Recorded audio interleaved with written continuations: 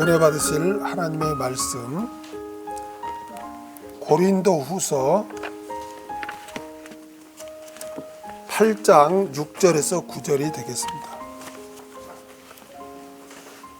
고린도후서 8장 6절에서 9절.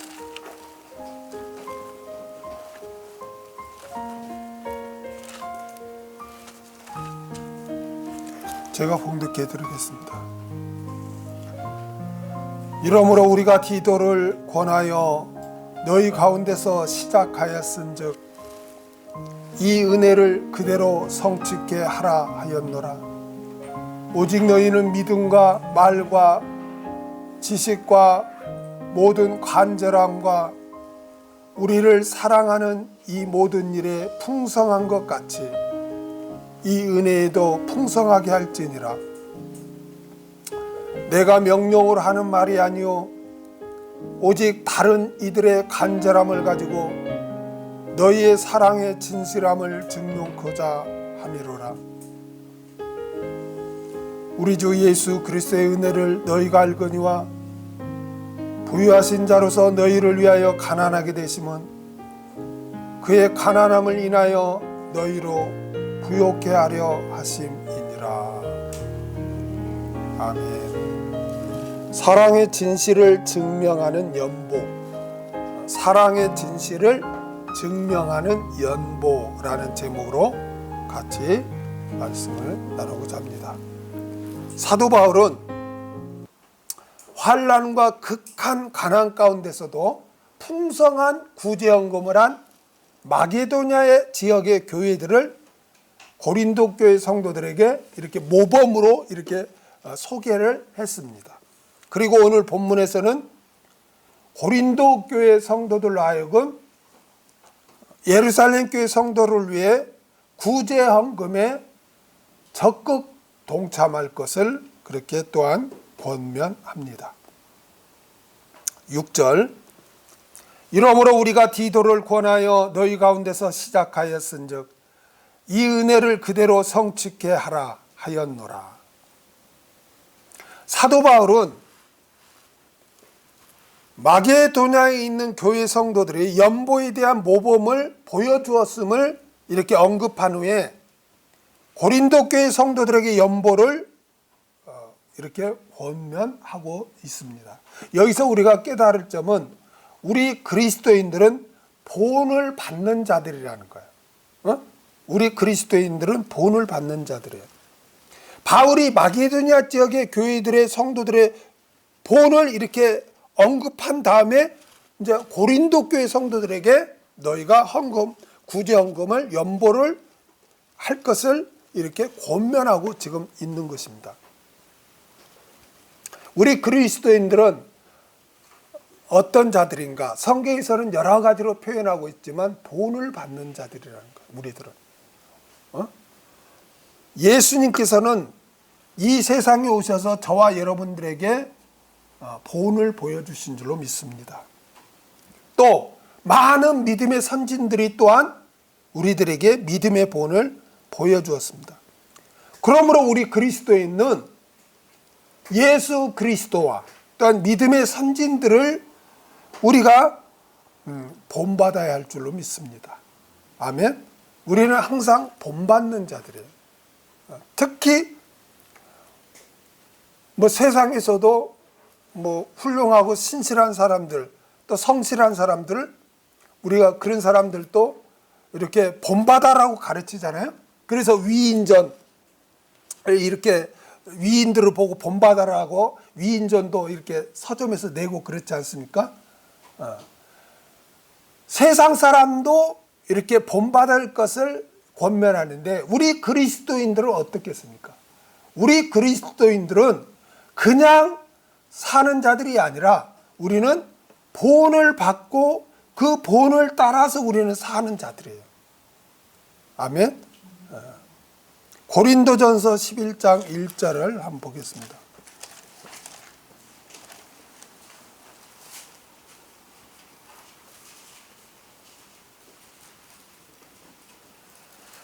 내가 그리스도를 본받는 자 된 것 같이 너희는 나를 본받는 자 되라. 아멘. 사도 바울은 누구를 본받았다는 거예요 지금? 예수 그리스도를 본받았다는 거예요. 그러면서 또한 고린도 교회 성도에 너희는 또한 내가 그리스도를 본받는 나를 또 본받으라 라고 이렇게 말씀을 증거하고 있습니다. 이것은 자기를 자랑하기 위해서 권면하는 것이 아니라 우리 그리스도를 본받는 자라는 것을 지금 가르쳐주고 있는 거예요. 에베소서 5장 1절에서 2절을 보겠습니다. 에베소서 5장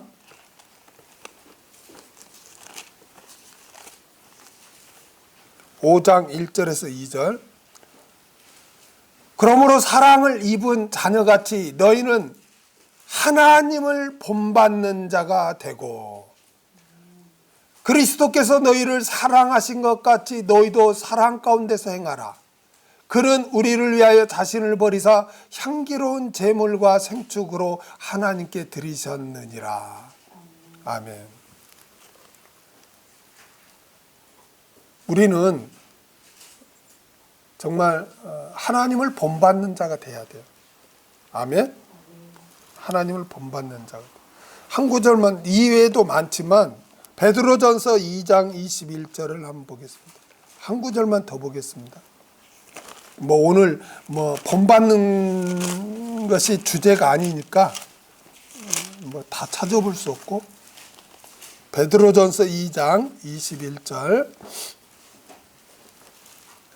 이를 위하여 너희가 부르심을 입었으니 그리스도도 너희를 위하여 고난을 받으사 너희에게 본을 끼쳐 그 자체를 따라오게 하려 하셨느니라. 할렐루야. 예수님이 우리에게 본을 끼쳐서 고난을 달게 받고 또 우리 그리스도인들에게 자신을 따르게 했다는 거예요. 여러분, 세상 사람들은 고난받는 거 싫어하죠. 그렇죠? 힘드니까, 두려우니까 싫어해요. 그러나 우리 그리스도인들은 주를 위해서라면, 말씀 순종을 위해서라면 고난을 달게 받아야 돼요. 그리고 그걸 기쁘게 해야 돼요. 왜냐하면 예수님이 고난받는 것을 본을 보여주고 자신을 따르게 했기 때문에 우리가 고난받는 것은 당연한 거예요, 여러분. 우리 그리스도인은 있잖아요. 이 세상에 속한 자가 아니기 때문에 미움받아요. 여러분이 어디에 가서 예수님 이야기를 꺼내지 않으면 절대 그들이 여러분을 가지고 그렇게 막 험담하고 싫어하지 않습니다. 그러나 예수님을 꺼내는 순간 그들은 여러분들을 싫어하고 미워해요. 왜 그럴까요? 영이 다르기 때문에 그래요. 영이 다르. 그들도 어쩔 수 없어. 그들이 그렇게 미워하고자 한 게 아니라 그들 안에 있는 마귀의 영이 있기 때문에 미워할 수밖에 없는 거예요. 그래서 우리가 나는 그리스도인입니다. 나는 그래서 주님만을 섬기고 주의 말씀대로 난 살겠습니다 하면은 미움을 받게 되고 핍박을 받게 되고 그래서 고난을 달게 받는 거예요. 또 주님을 위하려면 우리가 주님을 위하는 삶이 그렇게 누가 막 이렇게 존경합니까? 여러분, 목회자가 세상 법을 어기고 어김으로 말미암아 욕을 먹어서는 안 돼요. 주님 때문에 고난받는 것을 두려워해서도 안 되고 이상히 여기서도 안 되는 거예요. 그걸 당연하게 여기고 기쁘게 그걸 감당해야 할 줄로 믿습니다. 우리는 오직 주님을 본받는 자 되어야 할 줄로 믿습니다. 사도 바울은 1년 전에 디도를 고린도 교회에 보내 예루살렘 교회를 위해 연보할 것을 권면했었어요. 오늘 본문에도 그렇죠? 이러므로 우리가 디도를 권하여 너희에게 가운데 시작하였은즉. 그러니까 1년 전에 디도를 보내서 예루살렘 교회가 어려우니까 우리가 구정을 거두어서 보내자. 이렇게 디도로 보내서 권면했어요. 그래서 1년 전에 그들이 시작을 했어요. 그렇게 하기로 하고. 고린도서 8장 10절에 그 말이 나오죠. 이 일에 내가 뜻만 보이노니 이것은 너희에게 유익함이라. 너희가 1년 전에 행하기를 먼저 시작할 뿐 아니라 원하기도 하였습니다. 그러니까 디도를 보내서 권면했을 때 우리 하겠습니다. 그렇게 하겠습니다 해서 1년 전에 시작했단 말이에요. 그런데 거짓 교사들이 고린도 교회에 침투해서 바울의 사도성을 막 비방하고 사역의 신실성을 의심하고 뭘 믿고 연보를 거둬서 보내냐? 사역의 신실성이 지금 의심되는데 뭘 믿고 하냐? 그냥 하지 마라 이런 식으로 해서 그게 지금 중단된 그런 상태였단 말이에요. 1년 전에 시작했는데 지금 중단되어 버렸어요. 그래서 이러므로 우리가 디도를 권하여 너희 가운데서 시작하였은즉 이 은혜를 그대로 성취케 하라 하였노라. 오늘 본문에 보면요, 연보, 헌금 이거를 뭐라고 하냐면 은혜라고 이렇게 하고 있어요. 오늘 본문에 보니까 이 은혜를 그대로 성취케 하라 이렇게 말씀하고 있어요. 은혜라고 지금 표현하고 있는 거예요. 헌금을 은혜라고 지금 표현하고 있는 거예요. 연보를 은혜라고 지금 표현하고 있어요. 왜 그럴까요? 왜 연보를 사도 바울은 은혜라고 이렇게 표현했을까요? 헌금은 자신이 받은 하나님의 은혜를 깨달은 자가 하는 것이기 때문에 그걸 은혜라고 표현한 거예요. 은혜라고. 나 같은 죄인, 멸망받아 마땅할 나를 구원 얻게 해주신 이 은혜, 이 구속의 은혜.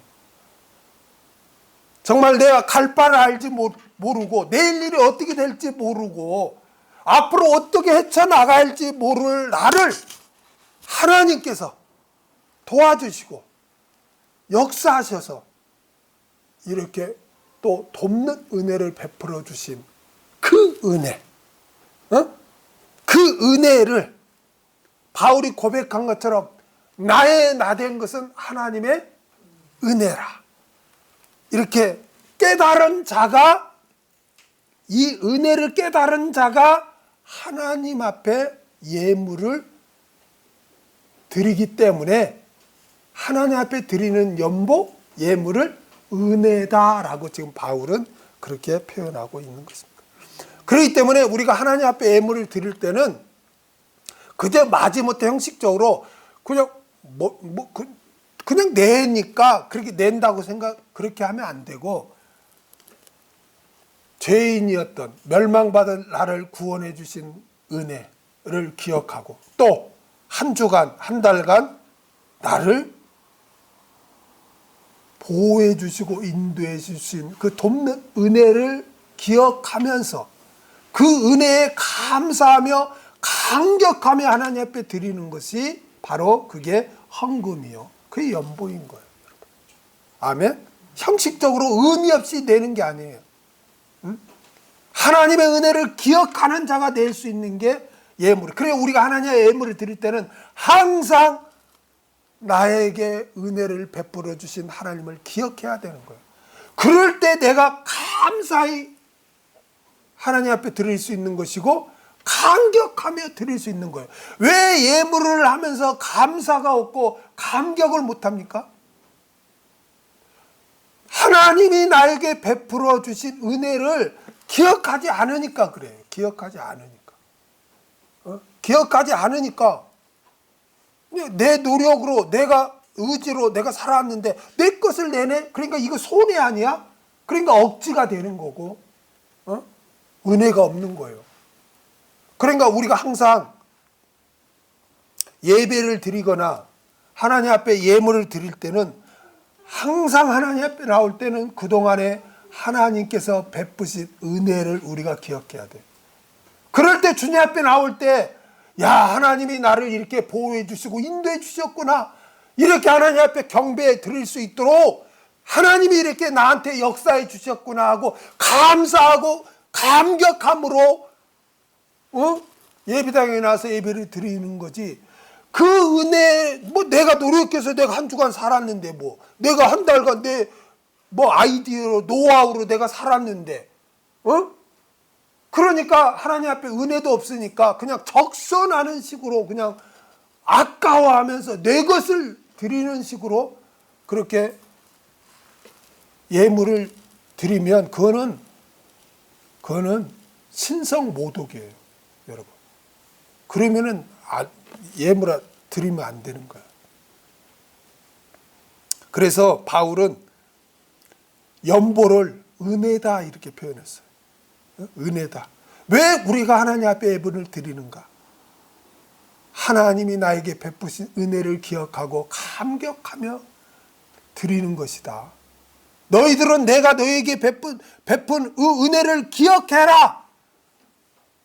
그래서 하나님께서는 나에게 나올 때 빈손으로 나오지 말라, 이 말은 내가 너에게 베푼 그 은혜를 기억하라는 말과 같은 의미인 거예요, 여러분.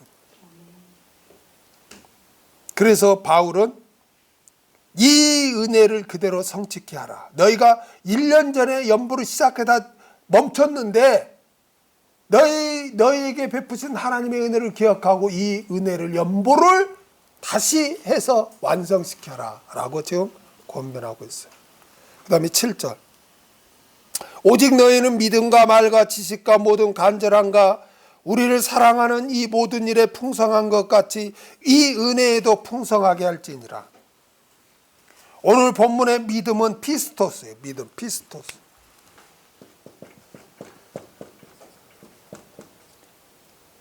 이거는 신뢰, 신실, 믿음, 믿는다 이거예요. 믿음 또는 의뢰 또는 충성.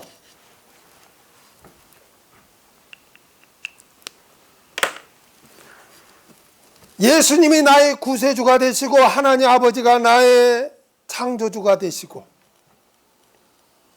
보혜사 성령님이 나의 성화를 도와주신다는 이 하나님에 대한 굳건한 믿음, 또 그 살아계신 하나님을 의뢰하는 것, 또 그 하나님께 충성을 다하는 것, 이게 믿음이에요. 믿음. 아멘? 믿음이란 이런 거예요. 그 다음에 말. 여기서 말은 로고스예요. 로고스. 이거는 뭐 말씀, 뭐 교리, 교훈 이런 의미가 있는데 여기서는 말씀. 여러분, 우리 그리스도인은 믿음이 충만해야 돼요. 오직 의인은 뭐로 산다? 믿음으로 말미암아 산다. 예수님이 나의 구세주가 되시면 여러분 굳게 믿으세요. 이럴 때일수록. 그 다음에 충성해야 돼요. 이럴 때일수록. 어려울 때일수록 더 충성해야 돼요. 하나님 앞에. 믿음은 언제 드러나는가? 평상시에 좋을 때는 그 사람이 믿음이 있는가 없는가 드러나잖아요. 어려움을 당할 때, 또 어떤 재물과 관련될 때 그 사람의 믿음이 드러나요. 그래서 이럴 때일수록 우리가 더 예수님을 굳게 믿고 의지하고 충성을 다하는 믿음이 돼야 돼요. 그 다음에 로고스, 말씀. 이럴 때일수록 더욱 우리가 말씀에 풍성해야 돼. 말씀이 내 마음에 풍성해야 돼. 말씀을 듣고 묵상하고 되새김질도 하고, 우리가 뭐 밥을 막 무슨 그냥 며칠씩 함께 먹습니까? 그냥 조금씩 하루에 먹듯이 말씀도 조금씩 이렇게 보면 그게 이렇게 항상 풍성해서 우리가 은혜롭게 신앙생활 하는 거예요. 수단 방법 안 쓰고. 그래서 말씀이 풍성해야 돼. 그래서 여기서도 말씀이 풍성하고, 그 다음에 지식. 지식. 지식은 여기서 지식은 하나님에 대한 지식이에요. 하나님에 대한 지식. 여러분, 우리가 하나님에 대한 지식이 풍성해야 돼요. 아멘? 하나님에 대한 지식이란 뭐냐면은 내가 믿는 하나님은 어떤 분인가를 잘 알아야 돼요. 하나님 구세주죠. 창조주죠. 성경은 그렇게 단순하게 말하지 않아요. 성경은 하나님을 다양하게 설명하고 있어요. 할렐루야. 그러니까 성경을 배우지 않으면 교회를 10년, 20년 다녀도 내가 믿는 하나님이 어떤 분이신가를 이렇게 정확하게 정립이 안 되고 뚱구름 잡듯이 막 이렇게 다니니까 우리 신앙이 그냥 요동을 치는 거예요. 내가 믿는 하나님은 공의의 하나님이다. 맞아. 심은 대로 거두게 하시지. 그래, 맞아. 그렇다면 내가 어떻게 해야 되겠는가? 내가 믿는 하나님이 어떤 분이신가를 잘 알아할 때, 하나님에 대한 지식을 우리가 올바로 정립할 때 우리의 신앙이 올바라지는 거예요. 내가 상대방이 어떤 자를 모르는데 그 자를 어떻게 내가 의뢰할 수 있고 어떻게 믿을 수가. 아니, 모르는 사람 여러분 믿어요? 내가 저 사람이 어떤 사람인지 모르는데 그 사람을 어떻게 믿고 나를 맡기냐고. 내가 믿는 하나님이 어떤 분인지 모르는데 내가 어떻게 헌신을 할 수 있고 내 생명까지 맡길 수 있냐는 거예요. 내가 너무나 안타까운 게 연세 많이 드신 분들 저는 그런 분들 이렇게 임종 예배를 많이 드렸어요. 희한하게 그런 분들이 연결이 많이 됐어. 그래서 천국 마지막에 이렇게 천국을 이렇게 예수님 안 믿는 사람도 시인시켜서 천국 보내는 경우도 있고, 또 몇십 권사 임명까지 받고 몇십 년 했는데도 확신이 없어갖고 가봐야 알죠. 정말 나 천국 갈까 이런 분도 있어. 또 내가 확인할 때 왜 그럴까요? 하나님에 대한 지식이 없었다는 거예요. 기독교는 말씀의 종교예요. 다른 종교처럼 무슨 막 경건 의식이나 그냥 무슨 형체를 놓고 막 하거나 그런 거 아니에요. 말씀이에요. 그래서 태초에 말씀이 계시니라. 말씀으로 빛이 있으라. 오직 기독교는 말씀이에요. 말씀에서 벗어나면 구원 없어요, 여러분. 오직 말씀이에요. 그 다음에 모든 간절함. 여기 모든 간절함을 스푸데라고 하는데, 스푸데. 뭔 간절함이냐? 섬기는 데 있어 열심. 간절히 섬기는 것. 섬기는 데 있어서 열심이에요.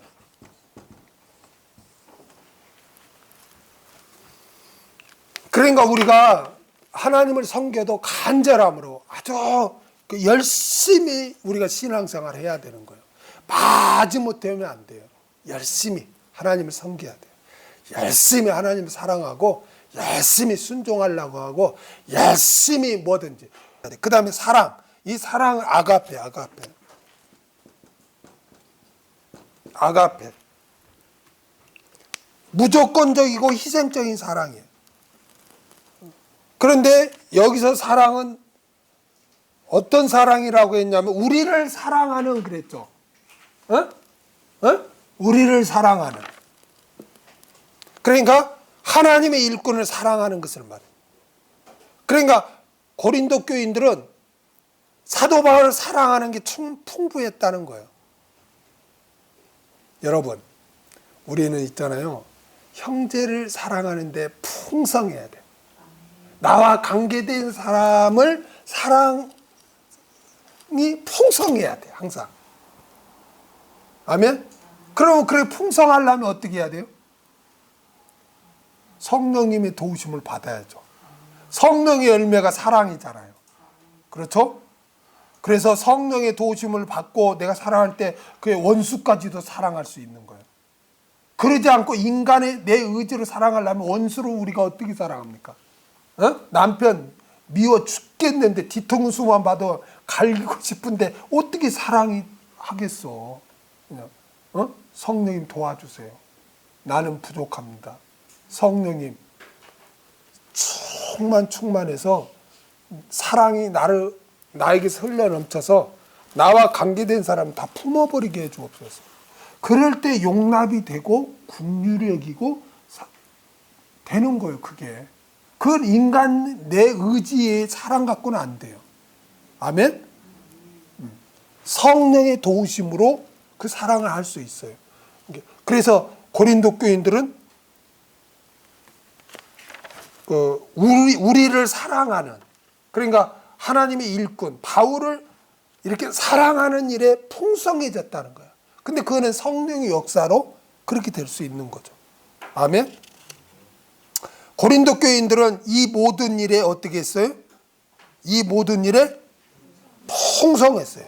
그들은 있잖아요, 거짓 교사들에게 미혹돼서 잠시 바울의 사도성을 의심하고 사역의 신실성을 오해하면서 신앙이 무너지는 것 같았지만 바울의 편지와 디도의 권면을 통해서 다시 회복돼서 그들에게는 믿음과 말씀과 지식과 열심, 모든 간절함, 열심과 또 우리를 사랑하는, 형제를 사랑하는 것이 풍성하게 됐다는 거예요.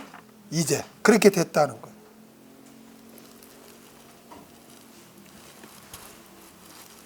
그래서 사도 바울은 그런 고린도 교회 성도들에게 너희가 그렇게 이제 믿음도 풍성해지고 우리에 대한 사랑도 풍성해졌니? 그러면은 이 은혜에 대해서도 이제 풍성해라. 아까 은혜가 뭐라고 그랬어요?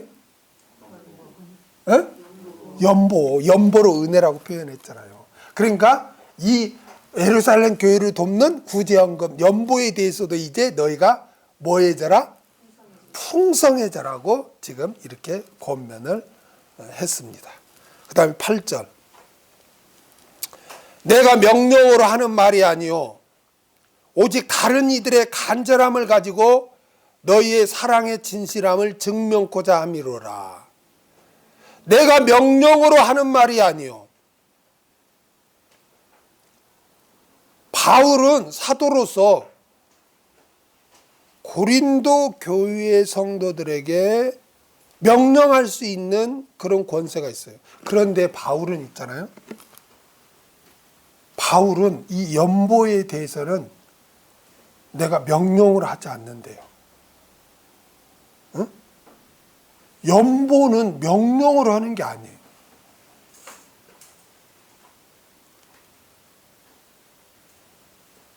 왜냐하면 헌금은 누구의 명령이나 어떤 선동으로 하는 것이 아니라 자원함으로 하는 것이기 때문에 그래요. 오직 다른 이들의 간절함을 가지고, 오늘 본문에서 이 다른 이들은 마게도냐에 있는 교회 성도들을 가리킵니다. 다른 이들은 누구를 가리킨다고요? 마게도냐에 있는 교회 성도들. 마게도냐 교회 성도들을 어떻게 연보를 했어요? 간절함으로 열심히 했죠. 그들의 상태는 어떤 상태였어요? 어려운 극한 핍박과 환난 가운데서 했잖아요. 그렇죠? 그러니까 그들의 내가 본을 가지고 내가 이야기를 한다. 너에게 내가 연보를 하라고 명령하는 것이 아니라 내가 본을 보여준다. 그러니까 1절에서 5절까지 본을 보였잖아요. 마게도냐. 여기서 오직 다른 이들의 마게도냐 교회 성도들의 간절함, 즉 열심을 가지고 본을 가지고 내가 너에게 권면한다 라고 지금 바울이 하는 거예요. 너희의 사랑의 진실함을 증명코자 함이라.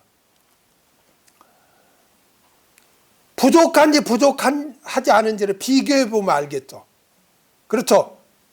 그래서 사도 바울은 마게도냐 성도들이 보여준 그 헌신적인 사랑과 이렇게 그 모범을 제시해서 거기를 비교해서 너희가 정말 그렇게 믿음이 있는지, 너희가 정말 그 형제를 사랑하는 그 진실함이 있는지 그게 이렇게 증명이 되도록 이렇게 너희 자신 스스로 알도록 하기 원한다라고 지금 바울이 그렇게 말합니다. 여러분, 우리 그리스도인의 믿음은요, 반드시 행함으로 증명돼야 됩니다. 뭐로 증명돼야 돼요? 행함으로. 야고보서 2장 14절에서 17절에 보면 행함이 없는 믿음은 죽은 믿음이다. 행함이 없으면 그건 죽은 믿음이에요. 많은 사람들이 나는 하나님을 사랑하는 마음과 형제를 사랑하는 마음만 가지고서 나는 사랑하는 사람이라고 착각하는 경우가 많이 있어요. 그런데 있잖아요, 그 마음이 외부로 표출되지 않으면은 그거는 아무 의미가 없는 거예요. 성경에 보면 있잖아요, 예수님이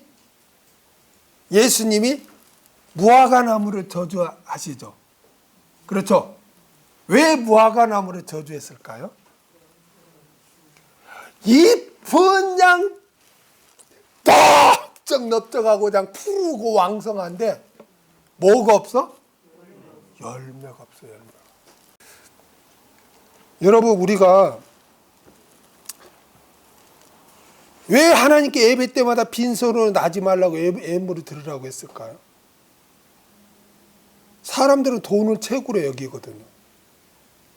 또 사랑하고 또 의지합니다. 그래서 돈이라면 벌벌 떨어요, 사람들은. 돈이 없으면 죽는 줄로 알아. 그런데 하나님께 예물을 드리는 것은요, 나의 재물을 최고로 여기지 않고 하나님을 최고로 여기는 것. 나는 돈을 사랑하지 않고 하나님을 사랑하는 것. 나는 돈을 의지하지 않고 하나님을 의지합니다 라는 신앙 고백이에요, 그게.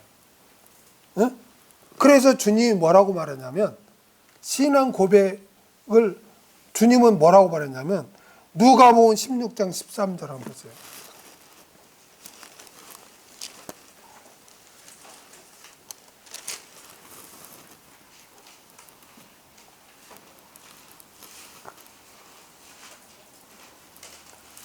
집 하인이 두 주인을 섬길 수 없나니 혹 이를 미워하고 저를 사랑하거나 혹 이를 중히 여기고 저를 경히 여길 것임이니라. 너희가 하나님과 재물을 겸하여 섬길 수 없느니라.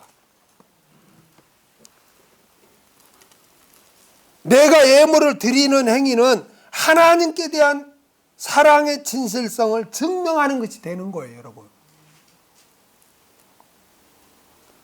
우리는 나의 믿음과 사랑의 진실함을 행함으로 증명하는 신앙생활을 해야 할 줄로 믿습니다.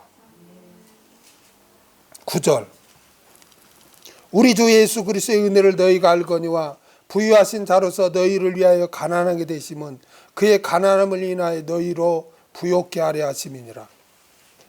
우리 주 예수 그리스도의 은혜를 너희가 알거니와, 앞에서 마게도냐 교회 성도들의 헌신의 본을 예로 들어서 고린도 교회 성도들에게 자원하여 연보하기를 원했던 사도 바울은 본절에서 이제 보다 더 근본적으로 누구의 본을 들어요? 누구의 본? 예수 그리스도의 본을 드는 거예요. 자, 들어보세요. 바울은 고린도 교회 성도들에게 연보를 위한 본을 누구를 들었었어? 아니, 전에 누구를 본으로 삼았어? 마게도냐에 있는 지역 성도, 그들이 극심한 가난 가운데서도 그들이 그렇게 했다는 그 본을 보였잖아요. 그리고 연보를 이렇게 해야 된다 권면하고, 이제는 누구를 또 본을 내세워? 예수 그리스도, 우리 주 예수 그리스도의 은혜를 너희가 알거니와 그러잖아요. 이제는 예수 그리스도의 본을 보여주는 거예요. 여러분, 예수 그리스도 따르는 모든 그리스도인들이 왜 헌신해야 하는지 신학적인 근거를 제시해 줍니다. 그것은 예수 그리스도께서 헌신의 본을 보여주셨기 때문이라는 거예요. 여기서 예수 그리스도의 은혜가 뭐예요? 예수 그리스도의 은혜. 여기서 예수 그리스도의, 너희가 예수 그리스도의 은혜를 알거니와 그러잖아요. 예수 그리스도의 은혜가 뭐예요? 그런 구속의 은혜예요. 구속의 은혜. 구속의 은혜. 구속의 은혜가 뭐예요? 죄로 말미암아 멸망받아야 할 자들을 위해서 예수님이 대신 생명을 내어주는 거잖아요. 여러분, 죄의 싹이 뭔지 아세요? 죄의 싹은 사망이에요. 그러니까 기독교로 보면 창세기부터 징그럽게 막 짐승을 잡아, 짐승을 잡아서 피를 막 들이고 막 해. 구약부터. 너무 징그럽지 않나요? 그런데 그건 다 모형이에요. 누구의 모형? 예수 그리스도의 모형이에요. 이렇게 너희가 죄사함 받으려면 짐승을 끌고 와서 그 짐승이 죽임 당하고 그 피로 너희 죄가 사함 얻듯이 이 실체, 이 모형의 실체인 예수님이 와서 너희를 위해서 죽어주실 것이다. 그러면 너희가 그 예수를 믿으면 너희가 죄사함 받을 것이다 를 창세기부터 계속 메시아에 대한 모형을 가르쳐주다 실체인 예수님이 와서 십자가에 달려 죽으신 거예요. 아, 예수님 그냥 우리를 구원해주면 안 되나요? 죄의 싹은 반드시 사망이야. 죄를 범한 자는 사망을 당해야 돼. 사망을 당해야, 죽임을 당해야 죄가 청산되는 거야. 죄가 청산되려면 죽는 길밖에 없어. 그런데 우리가 목숨이 몇 겹니까? 우리가 죽으면 하나 우리가 죽는 순간 우리는 그냥 지옥에 가서 세세토록 형벌 받아야 돼. 그러니까 우리가 누구를 위해 죽어줄 수도 없어. 다 자기 죄값으로 죽어. 그러니까 여러분, 죄 없는 분은 누구밖에 없어? 하나님밖에 죄가 없어. 그러니까 죄 없으신 하나님이 인간의 몸을 입고 와서 우리 죄의 싹, 사망, 우리 대신 죽어주신 거예요. 그래서 기독교는 십자가 예수님의 죽으신 보혈을 강조하는 거예요. 내가 죽어야 되는데 예수님이 대신 죽어줬다 이거야. 그래서 너희가 살아났다. 예수를 믿음으로. 우리가 보통 사람이 아닌 거예요. 아멘. 그 구속의 은혜를 우리가 입은 사람들이에요. 그러면서 이제 설명해 주는 거예요. 부유하신 자로서 너희를 위하여 가난하게 되시면 그의 가난함을 인하여 너희로 부유케 하라 함이라. 우리가 열심 내는 것도 말씀에 합당하게 열심 내야지 말씀에 어긋나는 것은 아무 소용이 없는 거야. 그럼 여기서 부유하신 자로서 너희를 위해 가난하게 되심이 뭐냐? 여기서 부유하신 자가 예수님이죠. 그러면 부유하신 자였죠. 근데 예수님이 어디에서 부유했어요? 예수님이 어디에서 부유했죠? 천국에서. 그러니까 이 부유하신 자로 계실 때는 어디예요, 여기가? 천국이야. 하나님 천국. 삼위일체 하나님이 천국에 계실 때는 영광과 권세와 모든 걸 누리신 삼위일체 하나님으로서 그걸 누렸잖아요. 영생, 영광, 이게 다 부요잖아요. 영적인 부요. 그 부유하신 자로서 가난하게 됐대. 가난하게 됐다는 건 뭐예요? 이 세상에 오셨다는 거 아니에요. 육신의 몸을 입고. 이게 성육신을 말해. 성육신. 이 세상에 오신 것. 부유하신 자로 계신, 천국에 계신, 영광 받고 계신 그 예수님이 가난하게 되시면 인간의 몸을 입고 이 세상에 오신 이유예요. 그 이유가 뭐예요? 너희로 그의 가난함을 인하여 성육신 하심으로 말미암아 그 가난함을 너희를 뭐하기 위해서? 부유하게 하기 위해서. 예수님이 부유하신 자로서 가난하게 됐어. 성육신했어. 그래서 우리가 죽어야 되는데 우리 대신 죽어주셨네. 그 이유는 우리를 뭐하게? 부유하기 위해서. 우리를 부유하게 한다는 건 이 땅에서 부유가 아니라 부유가 어디가 부유해요? 천국이잖아요. 그게 우리를 부유하게 하기 위해서, 우리를 천국 가게 하기 위해서, 천국에서 영생하도록 하기 위해서, 천국에서 영광을 누리도록 하기 위해서 예수님이 부유하신 천국에서 부유하신 자들로서 가난한 성육신에서 우리를 위해 죽어져 우리를 부유하게 했다는 거예요. 천국 가게 했다. 천국에서 영생하게 했다. 천국에서 상가 유업을 받게 했다. 천국에서 영광을 누리게 그렇게 하셨다는 말이에요. 예수님이 이 땅에서 부유한 게 어디가 있어? 마구간에 태어났잖아요. 다 머리 둘 거 있어도 자기는 머리 둘 거 없다고 그랬죠. 이 땅에서 뭐가 부유했어? 예수님이 부유했다는 건 천국에서의 부유를 말하는 거예요. 아멘. 예수님이 이 땅에서 부유한 게 없다니까. 이 땅에 와서 태어나기를 그냥 다른 집은 편안한 집에서 태어났는데 마구간에서 태어났어. 예수님은 그냥 순종하면 하나님은 어떨 때는 실패하게 하고 하나님은 어떨 때는 망하게도 하고 다 해 훈련하기 위해서. 그러나 결국 지나고 뭐 합력하여 선이 되는 거예요. 그래서 바울은 예수님의 본을 보이는 거예요. 예수님이 어떻게 했냐? 본을 어떻게 보였냐? 부유한 자를 가난한 자를 위해서 헌신하지 않았냐? 우리가 그러면 어떻게 해야 되냐? 예루살렘 교회가 저렇게 힘드니까 우리도 헌신해야 하지 않냐? 라고 바울이 그렇게 고민했습니다. 기도하겠습니다.